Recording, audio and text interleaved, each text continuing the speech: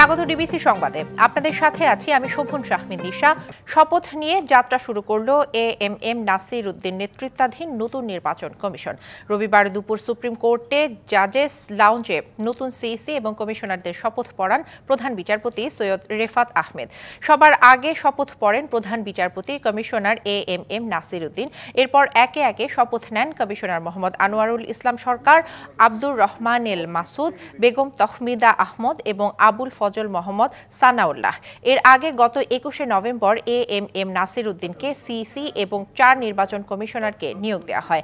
Appeal বিভাগের বিচারপতি জুবায়ের রহমান চৌধুরীর নেতৃত্বে 31শে অক্টোবর গঠিত সার্চ কমিটির প্রস্তাবিত 10 জনের মধ্য থেকে 5 জনকে নিয়ে ইসি গঠন করা হয়। ই-গভর্ন্যান্স, ইসির স্বাধীনতা, প্রযুক্তির ব্যবহার নিশ্চিত করা সহ আনুপাতিক ও প্রচলিত 2 পদ্ধতিতে নির্বাচন করার পরামর্শ দেন নাগরিক সমাজের প্রতিনিধিরা। আর নির্বাচন কমিশনকে স্বাধীন করে আরও শক্তিশালী করতে হবে জানিয়ে নির্বাচন ব্যবস্থা সংস্কার কমিশনের প্রধান বদিউল আলম মজুমদার বলেছেন, রাজনৈতিকভাবে গণতন্ত্র প্রতিষ্ঠা করতে হবে, রাষ্ট্রপতির পদকে আরও শক্তিশালী হতে হবে বলেও জানান তিনি। রবিবার নির্বাচন কমিশনে নাগরিক সমাজের প্রতিনিধিদের সাথে মতবিনিময় করে নির্বাচন ব্যবস্থা সংস্কার কমিশন পরে সাংবাদিকদের মুখোমুখি হয়ে এসব কথা জানান তারা। এছাড়া পক্ষপাতিত্ব ছাড়া সীমানা নির্ধারণ, ইসির সক্ষমতা বৃদ্ধি, না ভোটের বিধান চালু, নির্বাচনী মামলায় দ্রুত নিষ্পত্তি এবং ইসির কেনাকাটায় স্বচ্ছতার দাবিও জানান তারা।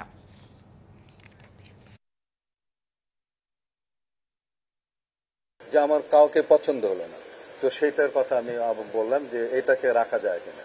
তো এটা তারা বলে যে হ্যাঁ, এটা একটা ভালো প্রস্তাব। তা আমি তাদেরকে প্রস্তাবনা দিলাম যে আপনাদের মধ্যে একটা বিচারের একটা ব্যবস্থা যদি রাখা যায়, যে তারাই এই নির্বাচন কমিশনে এটা বিচার করবে। নির্বাচন কমিশনকে স্বাধীন করতে হবে, শক্তিশালী করতে হবে, বিশেষত আর্থিক স্বাধীনতা দিতে হবে এবং নির্বাচন কমিশনকে ওই যে সরকারের অধীনে একটা সরকার হইতে হবে। নির্বাচন কমিশনে আইন পরিবর্তন করতে হবে।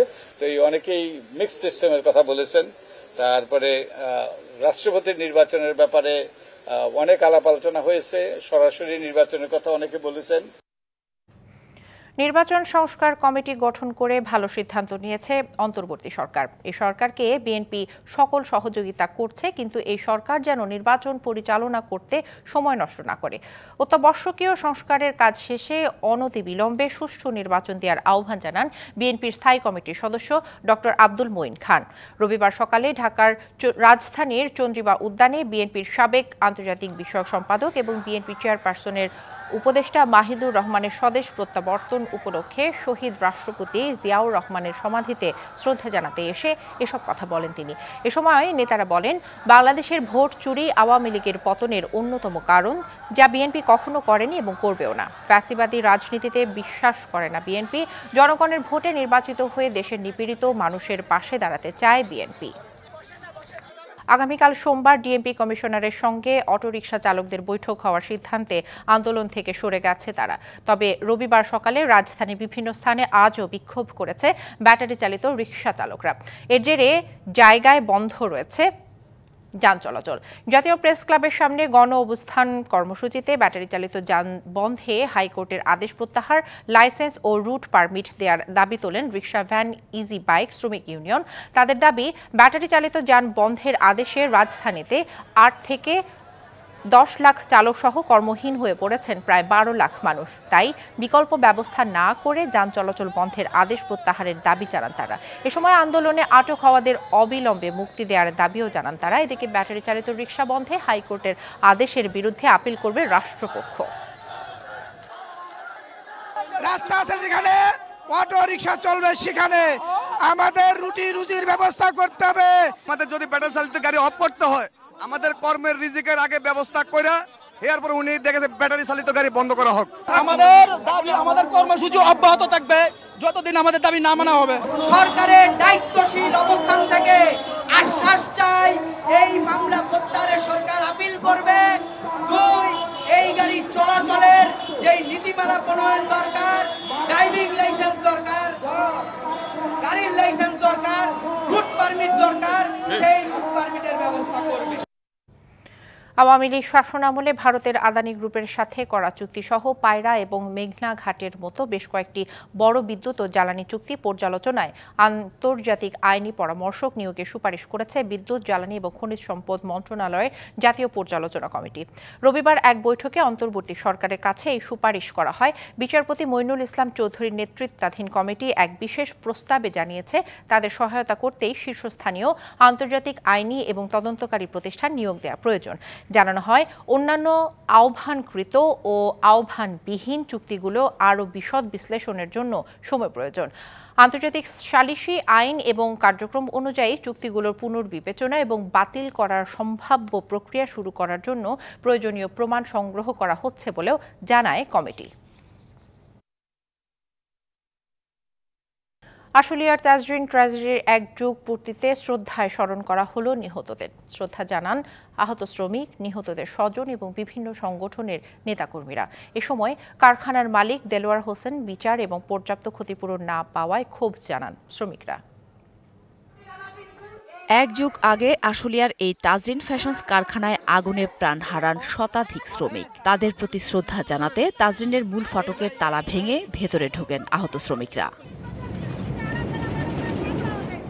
পরে এক এক করে ফুল দিয়ে শ্রদ্ধা জানানো হয় নিহতদের প্রতি। শ্রমিকদের পাশাপাশি ছিলেন বিভিন্ন সংগঠনের নেতাকর্মী ও স্থানীয়রা। তাজরিন ট্র্যাজেডির এতদিনেও জড়িতদের বিচার, ক্ষতিপূরণ ও পুনর্বাসনের দাবি পূরণ না হওয়ায় ক্ষুব্ধ আহত শ্রমিক ও নিহতদের স্বজনরা। আমার এই যে বুকে ব্যথা পাইছি, মাজা ব্যথায় পাইছি, আমি হাঁটা হয়নি, আমি উপরে হয়নি। ডান পায়ে 12টা শিলানি আছে, মাজার হাড় ফাটা, হে সমস্যা। ওই যে মাথায় আঘাত পেয়েছিলাম, হে আঘাতে ফিরে যাচ্ছে, হে সমস্যা হয়েছে। সরকারের গুরুত্ব আমরা দাবি আমাদের চিকিৎসা ও মুক্ত পাওনা যেটা আমরা পাবো 12 বছরে, সেটা আমাদের দিয়ে নাই। যারা নিহত যে শ্রমিকরা ছিলেন তাদের পরিবারের পুনর্বাসন এবং আহত শ্রমিকদের সুচিকিৎসার ব্যবস্থা করে তাদের জীবনযাত্রার মান যেন বেঁচে থাকার মতন অবস্থান তাদেরকে দেয়, আমরা সরকারের কাছে আমাদের এই দাবি আমরা জানাচ্ছি। ক্ষতিপূরণ ও পুনর্বাসনের বিষয়ে বিগত সরকারের গাফিলতি ছিল বলছেন শ্রমিক সংগঠনের নেতারা। বিগত সরকারের ছত্রছায়া থেকে সে এই বিচারের আওতা থেকে বেরিয়ে চলে গেছেন। এ কারণে সরকারি গাফিলতি ছিল। শ্রমিকদের ন্যায্য অধিকার, ন্যায্য দাবি, তাদের যাতে আর কোনোদিন এই ধরনের ন্যাক্কারজনক মৃত্যুর সাথে জড়িত না হতে হয়, আমাদের বর্তমান সরকারের কাছে আহ্বান। আশুলিয়ার নিশ্চিন্তপুরে তাজরিন ফ্যাশনসের কারখানায় ভয়াবহ আগুন লাগে 2012 সালের 24শে November. DBC news desk. GSP সুবিধা ফিরে পেতে শ্রম অধিকার বাস্তবায়নে জোর দিচ্ছে সরকার। রবিবার সচিবালয়ে যুক্তরাষ্ট্রের শ্রম প্রতিনিধি দলের সাথে বৈঠক শেষে এসব কথা বলেন বাণিজ্য উপদেষ্টা শেখ বশির উদ্দিন। শ্রমিকের অধিকার নিয়ে আমরা কাজ করার জন্য আমাদের যে 11 দফার যে কর্মসূচি যেটা হয়েছে, এই কর্মসূচিকে বাস্তবায়ন করার ক্ষেত্রে আমরা আজকে বিশদভাবে আলোচনা করলাম এবং এই আলোচনাটা আমার ধারণা খুবই যুক্তিযুক্ত এবং দুজনের অবস্থানকে আমরা তুলে ধরেছি এবং কিভাবে আমরা কত দ্রুত আমরা এই 11 দফা বাস্তবায়ন করতে পারি, এই উদ্দেশ্যে আমাদের আলোচনাটা হয়েছে। ডিবিসি সংবাদে নিচ্ছে একটি বিরতি, সঙ্গেই থাকুন। স্বাগত আরেকবার ডিবিসি সংবাদে। সুপ্রিম কোর্টের জাজেস লাউঞ্জে শপথ নেওয়ার পর কথা বলছেন নতুন কমিশনার, প্রধান নির্বাচন কমিশনার এম নাসিরউদ্দিন। আমরা সরাসরি যুক্ত হচ্ছি সেখানে। কাজ শেষে নাই করবেন নাকি আপনারা দেখবেন যে কি অবস্থা? দেখেন, সংস্কার একটা চলমান প্রক্রিয়া, কিন্তু একটা ইলেকশন করতে গেলে আমাকে তো কিছু এসেনশিয়াল সংস্কার তো লাগবে। ফর এক্সাম্পল একদম ধরেন, এখন নানা রকম কথা হচ্ছে, কেউ বলছে প্রপোর্শনাল রিপ্রেজেন্টেশন, কেউ বলে যে first pass the post system, আগের সিস্টেমে ইলেকশন। এটা যদি আপনার কনস্টিটিউশনে যদি এটা যদি ফয়সালা না হয়, আমরা ইলেকশনটা করবো কীভাবে? এখন ইলেকশন করতে গেলে আমার যে ইয়াঙ্গার জেনারেশন যারা ভোট দেওয়ার জন্য মুখিয়ে আছে বছরের পর বছর, তো তাদেরকে আমার তো ভোটার লিস্টে আনতে হবে। সুতরাং ভোটার লিস্ট করতে হবে এবং maybe there will be some reforms needed here and there. এখন কোথায় কোথায় রিফর্ম দরকার হবে, ইন্টারভেনশন দরকার হবে, সেটা তো আমরা রেডিলি পাবো ইনশাল্লাহ, যেহেতু একটা রিফর্মস কমিশন কাজ করছে ইলেকশন কমিশনকে রিফর্ম করার জন্য। তাদের পরামর্শ আসুক, আমরা দেখি যে কোনটা গ্রহণযোগ্য হয়, যেগুলো গ্রহণযোগ্য হবে সেগুলো বাস্তবায়ন করতে হবে আমাদের। আর দেখেন, কনস্টিটিউশন অ্যামেন্ডমেন্ট রিফর্ম কমিশন কাজ they will also have lot কাটা ছেঁড়া পোড়া তাহলে আমরা আমাদের যাত্রা তো আমরা এলোপাথারি হয়ে যাবে। কনস্টিটিউশন রিফর্মস কমিশনটা কাজ করছে, সুতরাং এটাও শেষ হোক, সব সুপারিশগুলো আসুক। বেশি দিন তো নাই, ওনারা তো সরকার বলছে ডিসেম্বর পর্যন্ত টাইম দিয়েছে। ইজ না ফার এওয়ে, অতি অল্প সময়। আপনারা আশ্বস্ত থাকুন, ইনশাল্লাহ আমাদের নিয়ত সহি, and we are confident inshallah we will be able to deliver. আর এবারের মতো একটা সুযোগ আগে ছিল না, কি সুযোগ জানেন আপনারা?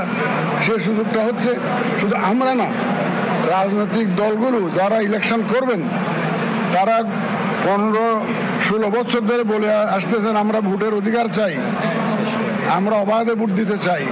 সুতরাং তাদেরকে আমরা সাথে পাবো এবং তাদের ডিমান্ডটাকে আমরা বাস্তবায়নে সহযোগিতা করবো তাদের। সুতরাং আমাদের তো কোনো অসুবিধা নেই, তারাও জাতির কাছে ওয়াদাবদ্ধ। আজকে আর না, আমরা এখন ইলেকশন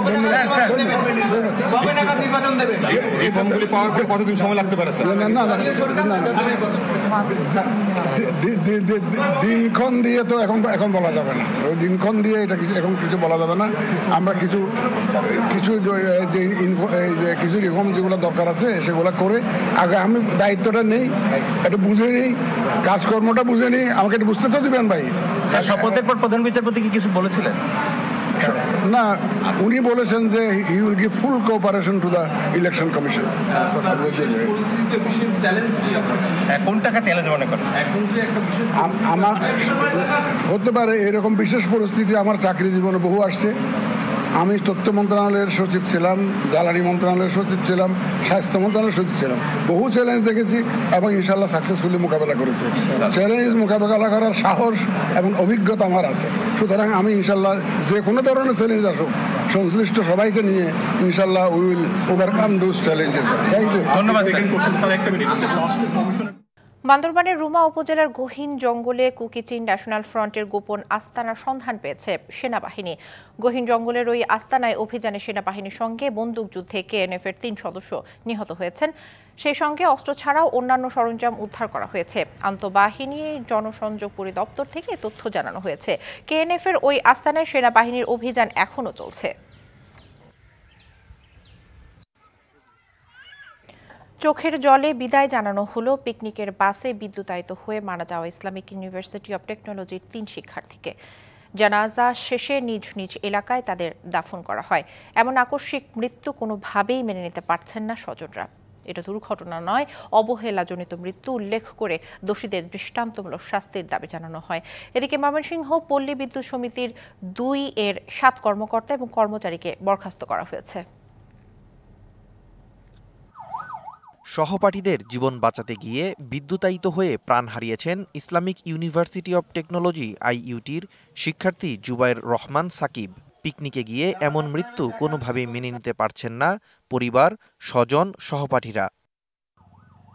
রবিবার সকাল 10টার দিকে ময়মনসিংহ মেডিকেল কলেজ হাসপাতাল থেকে রাজশাহীর মুরারিপুরে নেওয়া হয় সাকিবের মরদেহ। একমাত্র ছেলেকে হারিয়ে বারবার অচেতন হয়ে পড়ছেন মা। সাকিবের মৃত্যুর ঘটনায় যাদের অবহেলা আছে তাদের বিরুদ্ধে ব্যবস্থা নেওয়ার দাবি জানানো হয়। পরে নামাজে জানাজায় অংশ নেন সহপাঠী, স্বজনসহ গ্রামের মানুষ। নামাজের ইমামতি করেন সাকিবের বাবা জাহাঙ্গীর আলম। তো চেয়েছিলাম যে পড়াশোনা করুক, ও চাইছে, ভালোই করছিল, লেখাপড়া সব কিছু করছিল, সব কিছু ভালোভাবে চলছিল, সবসময় হাসি খুশি, একটা সুন্দর হাসি দিত। পরে রাজশাহীর মুরারিপুর কবরস্থানে তাকে সমাহিত করা হয়। ওই বাসে বিদ্যুতায়িত হয়ে আরেক শিক্ষার্থী নাইমের মৃত্যুতে ধূলিসাৎ হয়ে গেছে পরিবারের সব স্বপ্ন। শোকে বিহবল পরিবার। বড় ভাই অসুস্থ দীর্ঘদিন, কিন্তু হঠাৎ নাইম মারা যাওয়ায় তাদের সব স্বপ্ন ভেঙে গেছে। আমাদের অনেক আশা ভরসা ছিল যে ছেলেটা জীবনে বাঁচে থেকে দেশের জন্য, পরিবারের জন্য কিছু করব, কিন্তু এই অনাকাঙ্ক্ষিত দুর্ঘটনায় আমাদের সন্তানটা হারাই গেছে। এতে আমরা সবাই পারিবারিকভাবে খুবই মর্মাহত। সকালে ফেনীর ফতেহপুর কেন্দ্রীয় ঈদগাহে নামাজে জানাজা শেষে পারিবারিক কবরস্থানে দাফন করা হয় নাইমকে। এদিকে মুফতাসিন রহমান মাহিনের গ্রামের বাড়ি রংপুরের জুম্মাপাড়ায় এখন শোকের মাতম।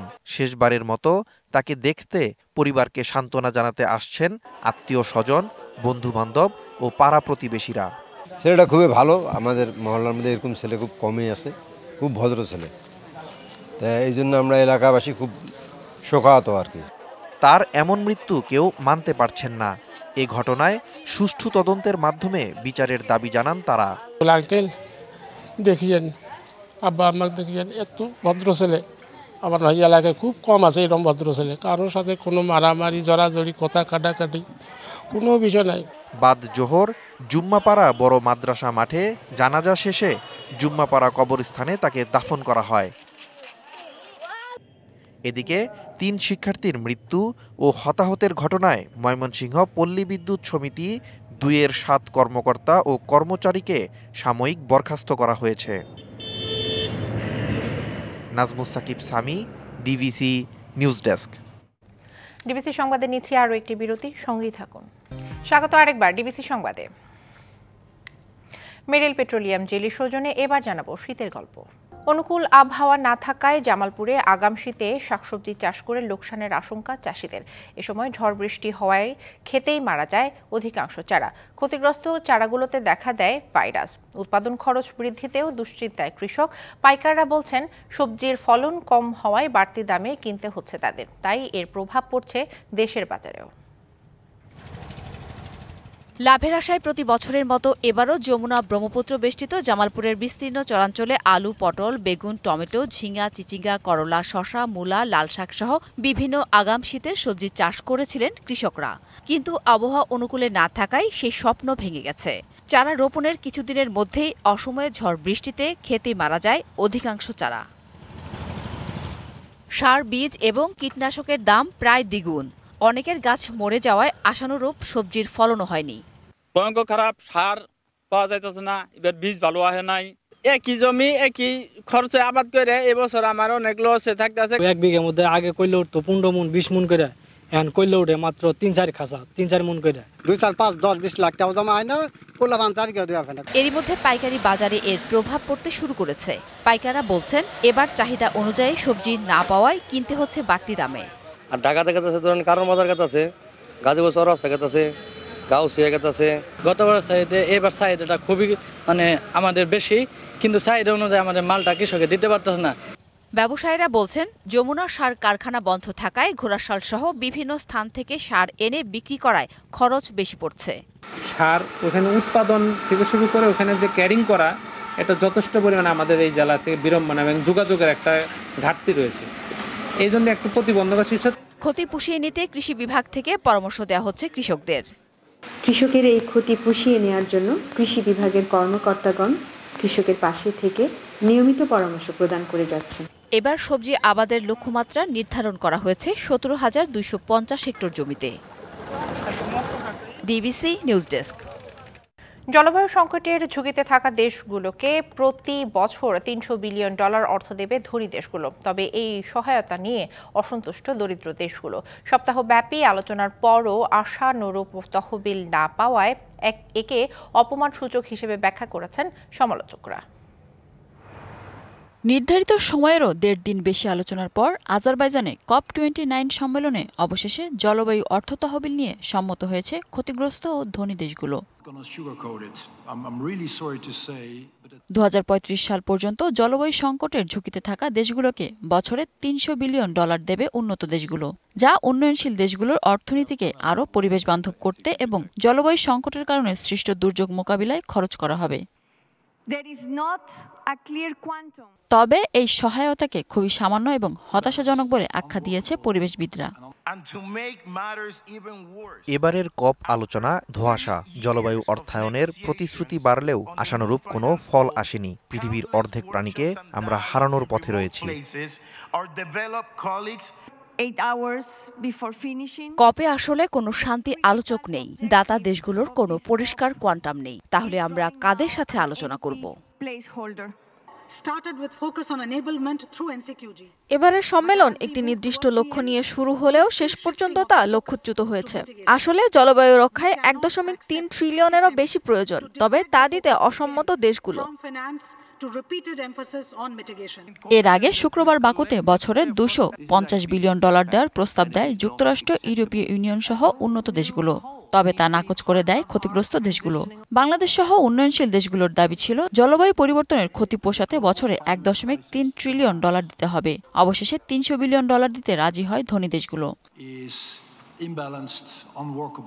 বর্তমানে এই তহবিলে প্রতি বছর $100 বিলিয়ন দিচ্ছে ধনী দেশগুলো। আগের তুলনায় জলবায়ু তহবিলে 2 গুণ অর্থ বৃদ্ধির বিরোধিতা করে জাপান, সুইজারল্যান্ড ও নিউজিল্যান্ড। সেই সাথে চীন ও জ্বালানি তেল সমৃদ্ধ দেশগুলোকে অর্থ তহবিল সহায়তার অন্তর্ভুক্তির আহ্বান জানায় কয়েকটি উন্নত দেশ।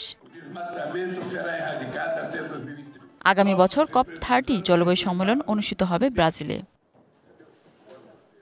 Mina Firdaus, DBC news desk. বাংলাদেশের জার্সিতে খেলা নিয়ে আবারও অনিশ্চয়তা দেখা দিয়েছে ব্রিটিশ বংশোদ্ভূত ফুটবলার হামজা চৌধুরীর। ইংল্যান্ড অনূর্ধ্ব-21 দলের হয়ে খেলার সময় হামজার বয়স নিয়ে বেঁধেছে বিপত্তি। নতুন করে বাফুফের কাছে আরও কাগজপত্র চেয়েছে ফিফার প্লেয়ার্স স্ট্যাটাস কমিটি। এরই মধ্যে অবশ্য বাংলাদেশের পাসপোর্ট আর ইংল্যান্ড ফুটবল অ্যাসোসিয়েশন থেকে ছাড়পত্র পেয়েছেন হামজা। ইংল্যান্ডের অনূর্ধ্ব-21 দলের হয়ে 7 ম্যাচ খেলেছিলেন ডিফেন্সিভ মিডফিল্ডার হামজা চৌধুরী। 2018-19 সালে অনূর্ধ্ব-21 পর্যায়ে খেলায় ব্রিটিশ বংশোদ্ভূত এই ফুটবলারকে নিয়ে বেশ ঝামেলা পোহাতে হচ্ছে বাংলাদেশ ফুটবল ফেডারেশনকে। ফিফার প্লেয়ার্স কমিটির মতে সে সময়ে 21 বছরের কিছু বেশি ছিল হামজার বয়স। নতুন করে বাফুফের কাছে তাই হামজার বেশ কিছু কাগজপত্র চেয়ে চিঠি দিয়েছে ফিফা। এর আগে হামজা চৌধুরীকে বাংলাদেশ জাতীয় দলে অন্তর্ভুক্ত করতে ব্রিটিশ পাসপোর্ট বাতিল করে বাংলাদেশ পাসপোর্ট করানো হয়। লাল সবুজের জার্সিতে খেলানোর জন্য হামজা ছাড়পত্র পান ইংল্যান্ড ফুটবল অ্যাসোসিয়েশন থেকেও। সবশেষ ধাপ ফিফার অনুমোদন, আর সেখানেই আটকে আছে হামজার বাংলাদেশের হয়ে খেলার ভবিষ্যৎ। বাংলাদেশ জাতীয় ফুটবল দলের অধিনায়ক জামাল ভুঁইয়া আর তারিক কাজীও বিদেশি বংশোদ্ভূত, কিন্তু তাদেরকে জাতীয় দলে অন্তর্ভুক্ত করতে খুব একটা ঝামেলা পোহাতে হয়নি বাফুফেকে। ইংল্যান্ড অনূর্ধ্ব-21 দল ছাড়াও ইংলিশ লিগের সাবেক চ্যাম্পিয়ন লেস্টার সিটিতে নেতৃত্ব দিয়েছেন, জিতেছেন এফএ কাপ। ইংল্যান্ড অনূর্ধ্ব-21 দল ছাড়াও হামজা খেলেছিলেন ইউরোপা লিগ এবং পরের ধাপ কনফারেন্স লিগও। হাই প্রোফাইলের এই ফুটবলারকে নিয়ে তাই এত কাঠখড় পোড়াতে হচ্ছে বাফুফেকে। সারা মাহবুব, ডিবিসি নিউজ ডেস্ক। ডিবিসি সংবাদে নিচ্ছে আরও একটি বিরতি, সঙ্গেই থাকুন। স্বাগত আরেকবার ডিবিসি সংবাদে। এবার আরও কিছু সংবাদ জানিয়ে দেব এক নজরে। চট্টগ্রামের চাকরিতে পুনর্বহালের দাবিতে ইসলামী ব্যাংক সহ 3টি ব্যাংকের কর্মচারীরা মুইজ্জার টেক এলাকায় সড়ক অবরোধ কর্মসূচি পালন করেছেন। এতে বন্ধ হয়ে যায় চট্টগ্রাম কক্সবাজার সড়কে যান চলাচল। আন্দোলনকারীদের অভিযোগ, আগাম নোটিশ ছাড়াই বিনা কারণে তাদের চাকরিচ্যুত করা হয়েছে। 2 ঘণ্টা পর পুলিশ অবরোধকারীদের সড়ক থেকে সরিয়ে দেয়।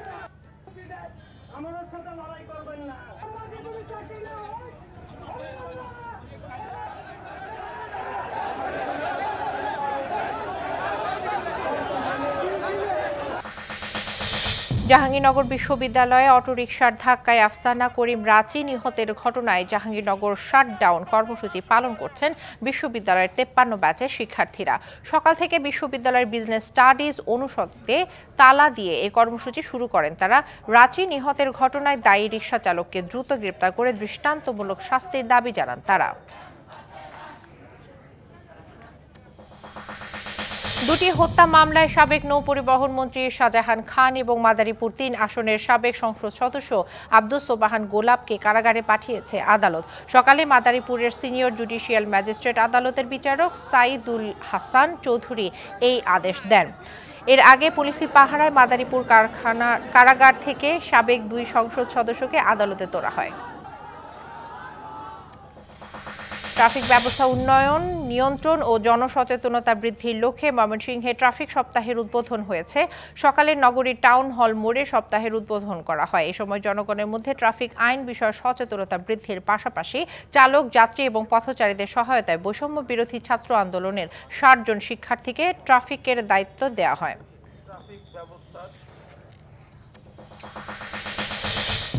সংবাদ এই ছিল এখনকার মতো। ডিবিসি নিউজের সংবাদগুলো পড়তে ভিজিট করুন dbcnews.tv আর ভিজিট করুন ডিবিসি নিউজের ফেসবুক পেজ এবং ইউটিউব চ্যানেল। ডিবিসির সঙ্গেই থাকুন।